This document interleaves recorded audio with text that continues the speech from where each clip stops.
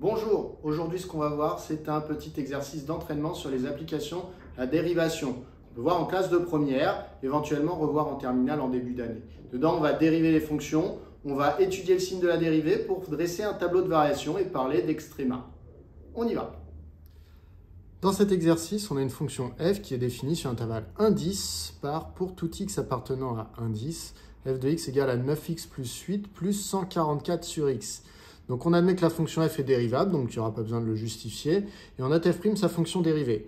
On note c la courbe représentative dans un repère orthonormé, montrer que pour tout x appartenant à 1, 10, eh bien l'expression de la dérivée, c'est 9x au carré moins 144 sur x au carré.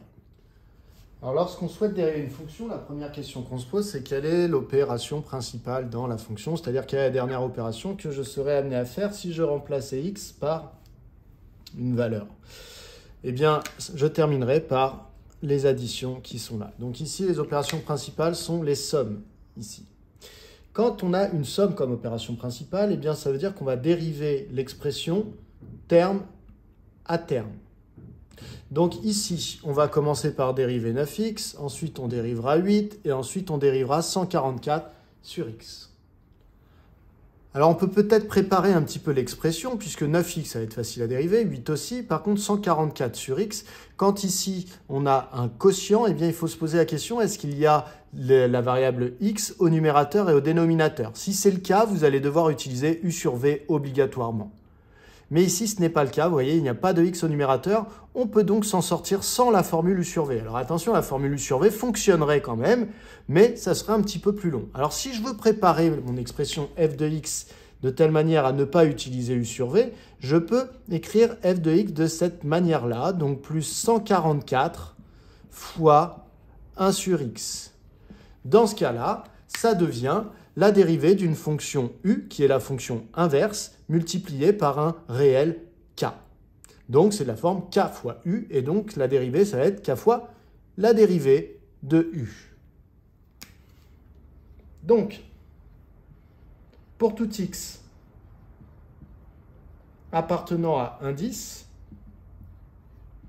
eh bien, je peux calculer l'expression de la dérivée qui est f' de x. Je vais donc dériver terme à terme. Dérivée de 9x, eh bien ici j'ai une multiplication entre 9 et x, mais il n'y a pas de x dans le premier facteur, c'est 9, donc c'est de la forme k fois une fonction u.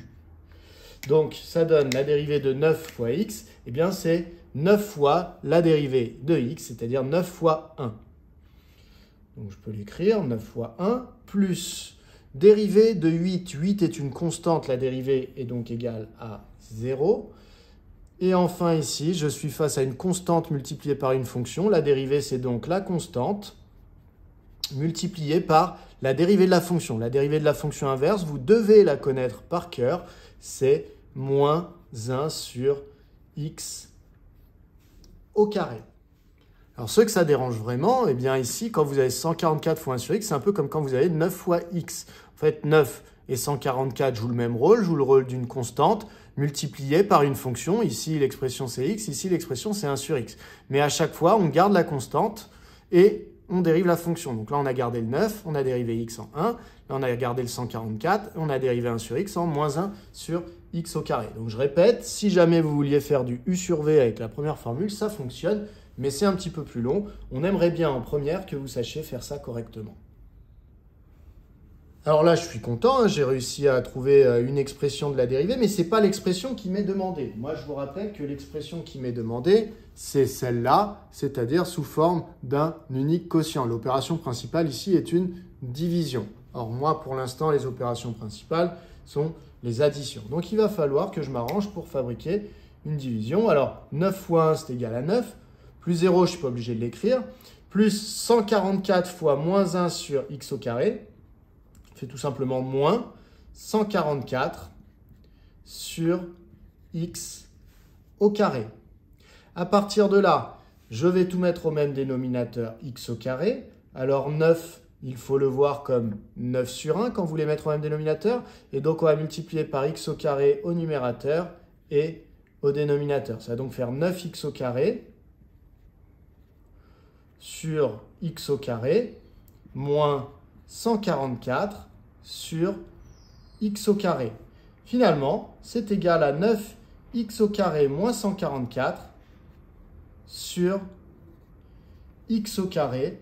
Donc, j'ai l'expression de f' qui m'était demandée 9x au carré moins 144 sur x au carré.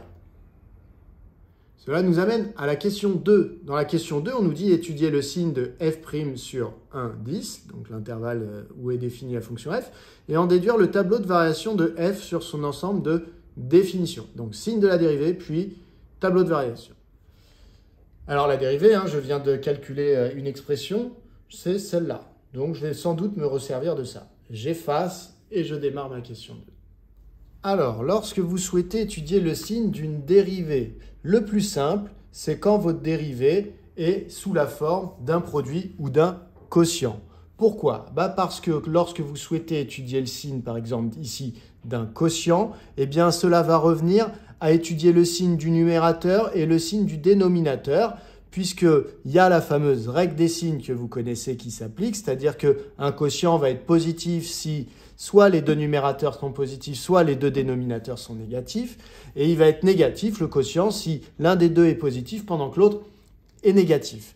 Donc en fait, ce que je viens de raconter avec la règle des signes, ça peut se résumer dans un tableau de signes. Donc on va faire un tableau de signes avec le numérateur dans une ligne, le dénominateur dans une autre ligne, et on pourra en déduire le signe du quotient. C'est pour ça qu'on préfère les divisions et les multiplications, c'est parce qu'on peut faire des tableaux de signes. On ne peut pas faire de tableau de signes lorsqu'on a une somme ou une soustraction. Alors, j'ai préparé mon tableau de signes suivi de mon tableau de variation. Donc, dans mon tableau de signes, il me faut une ligne pour le numérateur. Le numérateur, vous voyez, c'est une soustraction. Je suis obligé de le prendre d'un bloc. Je ne pourrai le prendre en plusieurs blocs, c'est-à-dire faire plusieurs lignes pour le numérateur, que si l'opération principale était une multiplication ou une division. Là, pour l'instant, c'est une soustraction. Donc, je peux tout à fait choisir de le prendre en un bloc. Donc, 9x au carré moins 144. Je répète, interdiction de faire une ligne pour 9x au carré et une ligne pour 144. Parce que l'opération entre les deux, ce n'est pas une multiplication, c'est une soustraction. Et il n'y a pas de règle des signes dans les soustractions. Donc, 9x au carré moins 144, première ligne. Deuxième ligne, le dénominateur x au carré. Troisième ligne, le signe du quotient des deux premières lignes. Et ensuite, j'en déduirai les variations. Alors là-dedans, il y a une ligne qui est facile à déduire, c'est x au carré. De toute façon, quand vous avez un carré, il n'y a pas de discussion, c'est positif. Éventuellement, ça vaut 0 quand x vaut 0. Mais ici, vous voyez, x est entre 1 et 10, donc le carré sera toujours strictement positif. Donc ça, c'est réglé. On pourra mettre une petite ligne dessus. Maintenant, il nous reste le signe de 9x au carré moins 144. Donc ça va être un petit peu plus compliqué. 9x au carré moins 144. Première chose à repérer, c'est que 9x au carré moins 144 est un polynôme du second degré. Alors pour déterminer le signe d'un polynôme du second degré, la première chose à savoir, c'est s'il a des racines. Je vous rappelle que s'il a des racines, eh bien ce polynôme va changer de signe. Si on regarde par rapport à la courbe, s'il a des racines, ça correspond aux abscisses des points d'intersection de la courbe représentative du polynôme du second degré avec l'axe des abscisses. Donc, c'est la frontière des changements de signe. Par exemple, si elle est ouverte vers le haut, la parabole qui représente cette fonction du second degré, eh bien, le signe sera plus, moins, plus. Si jamais elle est ouverte vers le bas, ce sera le contraire, moins, plus, moins. Donc, il faudrait savoir s'il y a des racines pour le polynôme du second degré.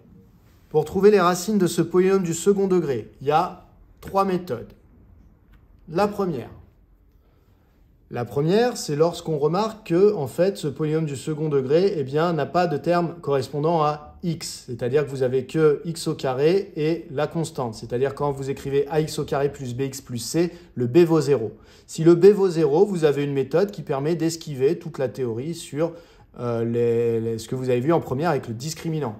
Parce que si vous cherchez quand est-ce que 9x au carré moins 144 est égal à 0, en fait, c'est équivalent à chercher quand est-ce que 9x au carré est égal à 144, ce qui est équivalent à chercher quand est-ce que x au carré est égal à 144 sur 9, ce qui est équivalent à dire que x vaut soit la racine carrée de 144 sur 9, donc ça fait racine carrée de 144, 12, sur racine carrée de 9, 3, ou x vaut moins la racine carrée de 144 sur 9, donc moins la racine carrée de 144, donc moins 12 sur la racine carrée de 9, 3. Donc en fait, ça veut dire que c'est équivalent à dire que x vaut 4 ou x vaut moins 4. Première méthode pour trouver les racines, il y a deux racines, 4 et moins 4. Deuxième méthode que vous pouvez faire. Cette deuxième méthode ne fait toujours pas appel au discriminant. Elle fait appel au programme de seconde. 9x au carré moins 144, je m'aperçois qu'en fait, c'est la différence entre deux nombres positifs, 9x au carré et 144. À partir de là, je peux voir ça comme une différence de 2 carrés. 9x au carré, c'est pareil que 3x le tout au carré, moins 144. 144, c'est pareil que 12 au carré. À partir de là, j'ai une identité remarquable. A carré moins B carré. C'est factorisable en A moins B, facteur de A plus B. À partir de là, ça veut dire que ce polynôme est égal à ce polynôme. Et donc, si je cherche les racines, je cherche quand est-ce que ce polynôme vaut 0, ça revient à chercher quand est-ce que ce produit ici vaut 0. Or, un produit vaut 0 si et seulement si l'un au moins des deux facteurs est égal à 0. Donc finalement, dire que 9x au carré moins 144, je vais essayer d'écrire correctement, 9x au carré moins 144 est égal à 0. C'est équivalent à dire que soit 3x moins 12 vaut 0, soit c'est 3x plus 12 qui vaut 0. Si c'est 3x moins 12 qui vaut 0, ça veut dire que 3x vaut 12. Si c'est 3x plus 12 qui vaut 0, ça veut dire que 3x vaut moins 12. À partir de ce moment-là, c'est équivalent à dire que x vaut 12 divisé par 3, c'est-à-dire 4, ou que x vaut moins 12 divisé par 3, c'est-à-dire moins 4.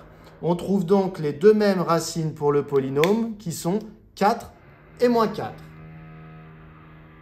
La dernière méthode, la méthode 3, c'est celle que vous avez le plus tendance à faire, puisque finalement, c'est celle que vous avez apprise en première, donc c'est la plus récente, donc vous avez souvent, vous allez sur cette méthode-là. Alors, il faut savoir que cette méthode-là, elle fonctionne pour tous les polynômes du second degré.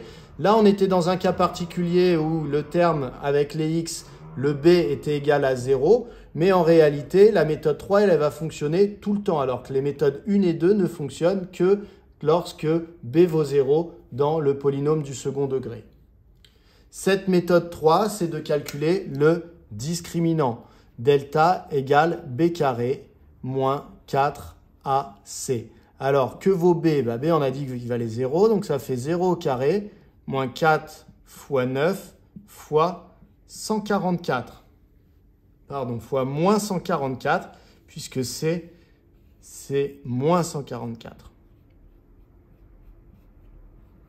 C'est donc égal à 5184. On a donc un discriminant qui est strictement positif. Ça veut dire qu'il va y avoir deux racines pour ce polynôme du second degré.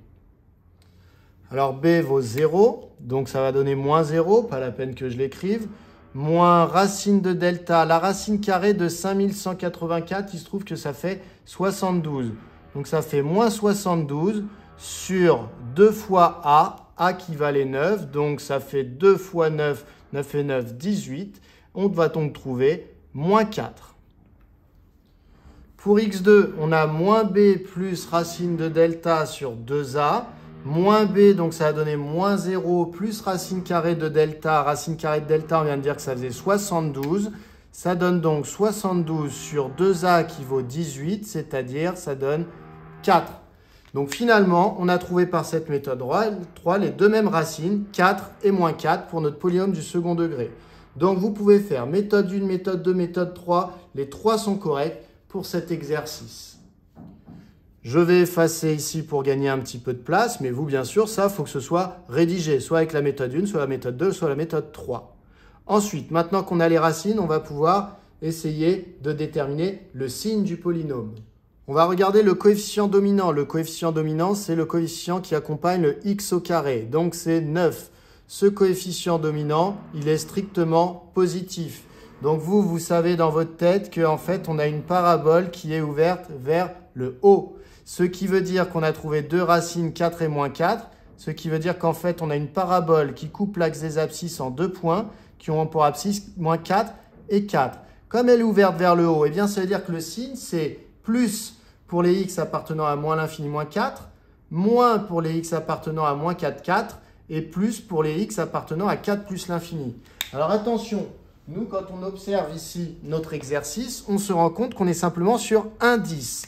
Donc, nous, le signe, on le veut de 1 à 10. Donc, en fait, on va s'occuper de cette zone ici du graphique. Toute cette zone-là, on s'en moque. Donc, nous, le signe qu'on va voir ici dans notre tableau, ça va être d'abord négatif entre 1 et 4, puis positif entre 4 et 10. Donc, on place 4. En 4, eh bien, le polynôme vaut 0. On voit d'abord de 1 à 4 que le polynôme du second degré est négatif, puis que de 4 à 10, il est positif. Donc, si on veut rédiger un petit peu, ici, on peut dire « or 9 est strictement positif ». Et donc, alors là, soit vous faites le tableau de signes du polynôme sur tout R, vous avez le droit, tant que vous ne parlez pas de f. Si vous parlez du polynôme, vous pouvez faire le tableau de signes. Moins 4, 4, moins l'infini, plus l'infini. Ça s'annule en moins 4, il s'annule en 4. On a dit ouvert vers le haut, donc plus, moins, plus. Ici, on met le signe du polynôme 9x au carré moins 144. Et ensuite, vous pouvez dire que vous complétez la ligne grâce à ça, puisqu'en fait, vous regardez de 1 à 4. Donc, vous ne voyez que cette partie du tableau de 1, pardon, pas de 1 à 4, de 1 à 10. Donc, vous ne voyez que cette partie du tableau de 1 jusqu'à 10. Donc, si on résume maintenant dans le tableau, lorsque x est entre 1 et 4, le numérateur est négatif, le dénominateur est positif, d'accord? Numérateur négatif, dénominateur positif. Quand je fais le quotient de quelque chose de négatif par quelque chose de positif, on obtient quelque chose de négatif. Lorsque x vaut 4, le numérateur vaut 0. Donc, ça va nous donner 0 divisé par quelque chose de positif. Ça vaut donc 0. Je recopie donc un 0 sous le 4. Lorsque x appartient à 4, 10, bien finalement, le numérateur est positif. On divise par x au carré qui est positif également. Ça va donc me donner un résultat positif. Je peux en déduire les variations de la fonction f, puisque lorsque la dérivée est négative sur un intervalle, cela veut dire qu'elle est décroissante sur cet intervalle. Lorsque la dérivée est positive, ça veut dire qu'elle est croissante, la fonction f, sur cet intervalle. Donc maintenant, il va falloir que je complète ici, pour que le tableau soit complet, il va falloir que je complète avec les différentes images par la fonction f des différentes abscisses qui se trouvent ici. Je vais donc effacer ici, je n'en ai plus besoin. Et je vais faire mes calculs. Alors, je commence avec f de 1. Alors, faites bien attention, hein, c'est f de 1, ce n'est pas f' de 1. Donc, ne réutilisez pas cette expression-là, c'est l'expression de f'. Nous, on veut l'expression de f. L'expression de f, on l'a dans l'énoncé, c'est f de x égale 9x plus 8 sur 144 sur x. Donc, nous, si on remplace les x par 1, ça fait 9 fois 1 plus 8 plus 144 sur x, donc sur 1. Ce qui nous donne 9 plus 8 plus 144, c'est-à-dire 161. Donc ici, f de 1 est égal à 161. Ensuite, on va avoir besoin de calculer f de 4. Pour calculer f de 4, on va utiliser la même méthode. On va remplacer x par 4 dans l'expression f de x. Ça nous donne donc 9 fois 4 plus 8 plus 144 sur 4. Ce qui donne 80. Ici, on peut donc inscrire 80 pour l'image de 4. Il nous reste à déterminer f de 10. On utilise exactement la même méthode. f de 10, c'est donc 9 fois 10 plus 8 plus 144 divisé par 10. Ce qui fait 562 sur 5. Alors, il y a une écriture décimale, donc vous avez tout à fait le droit de l'utiliser puisque ça reste une valeur exacte. Donc 112,4. Je peux donc écrire ici que l'image de 10, c'est 112,4. Le tableau de variation est donc complet. J'ai donc terminé la question. Je peux passer à la question 3. Dans la question 3, on me demande de déterminer les extrémas de la fonction f sur indice. Alors les extrémas, en fait, ce sont les extrêmes de votre fonction. C'est un terme qui regroupe à la fois maximum et minimum. Ça évite de dire déterminer le maximum et le minimum. En fait, on regroupe tout ça sous le terme d'extréma. Donc, quand on vous demande de déterminer les extrémas d'une fonction sur un intervalle, il faut chercher à savoir si cette fonction a un minimum sur l'intervalle et si elle a un maximum sur cet intervalle. Alors pour cette question 3, pour répondre au maximum et minimum de la fonction sur l'intervalle indice, en fait, je n'ai besoin que du tableau de variation. En effet, dans le tableau de variation, s'il est complet, eh bien, je vais voir les valeurs maximales pour les images et les valeurs minimales pour les images. Donc, f admet pour maximum 161, on le voit ici, puisque c'est l'image la plus grande. En effet, il était en concurrence avec qui 161? Il était en concurrence avec 112,4. 112,4 est plus petit. Donc ici, on a bien l'image la plus grande sur l'intervalle indice qui va être 161. Donc f admet pour maximum 161 et il est atteint ce maximum pour x égale 1. Maintenant, pour le minimum, le minimum, ça va être 80 qui va être atteint pour x égale 4. Voilà, il suffit de le rédiger comme ça et la question 3 est terminée. Alors ici, j'ai parlé de maximum sans préciser l'intervalle. Normalement, quand on parle d'un maximum ou d'un minimum, on précise l'intervalle. Le seul moment où on peut ne pas préciser l'intervalle, c'est si finalement l'intervalle, c'était l'ensemble de définition de f. Ici, f n'est défini dans l'exercice que sur indice. Donc finalement, eh bien, puisque indice est l'ensemble de définition et que j'ai cherché le maximum et le minimum sur l'ensemble de définition, je peux simplement parler de maximum pour f et de minimum pour f sans préciser l'intervalle. C'est donc sous-entendu que c'est sur l'ensemble de définition. Dernière question de cet exercice, on vous demande de déterminer une équation de la tangente T2 à la courbe C au point d'abscisse 2. Alors, petit rappel, quand on parle d'une tangente à une courbe en un point d'abscisse 2, eh bien, ça veut dire qu'en fait, on se place à l'abscisse 2, on regarde le point de la courbe qui a pour abscisse 2, et on va essayer de déterminer une équation de la droite qui est la meilleure approximation affine de f à l'abscisse 2, c'est-à-dire qui est la droite qui ressemble le plus à la courbe si jamais on zoome. Ça, c'est la tangente T2. Il se trouve que cette tangente, eh bien, elle a une équation particulière que vous avez appris en classe de première, donc dans votre cours, qui est y égale f' de petit a. Petit a, c'est en fait l'abscisse où vous regardez la tangente, l'abscisse du point où vous regardez la tangente, donc c'est petit 2 pour nous, fois x moins petit a, mais nous c'est 2 le petit a, plus f de a, mais nous c'est 2 le petit a. Donc on va commencer par dire ça, et puis on va calculer f' de 2, f de 2, et on réduira le calcul, et la question sera terminée. Donc, T2 admet pour équation y égale f' de 2 fois x moins 2 plus f de 2. Très bien, on va calculer tout ça. Alors, cette équation est équivalente à y égale, alors f' de 2, pour le calculer, on reprend l'expression de f' de x qu'on avait trouvée dans la question 1 et on remplace tous les x par des 2. Ça va donc nous donner, donc 9x au carré va nous donner 9 fois 2 au carré, moins 144 sur x au carré, donc sur 2 au carré, fois, alors ce x-là, on ne le remplace pas, c'est le x que vous trouvez très souvent dans les équations de droite, y égale mx plus p. Donc on ne le remplace pas, donc ça reste x moins 2 plus, et f de 2, on reprend l'expression de la fonction f en remplaçant x par 2, ce qui nous donne 9 fois 2 plus 8 plus 144 divisé par 2. J'ai repris l'expression de f, donc f de x, et j'ai remplacé les x par des 2 pour calculer f de 2. Il ne me reste plus qu'à calculer tout cela et à réduire l'écriture. Alors, si on fait ce calcul-là, ça nous donne moins 27, donc ça fait moins 27 fois x moins 2, plus, et si on fait ce calcul-là, ça nous donne 98.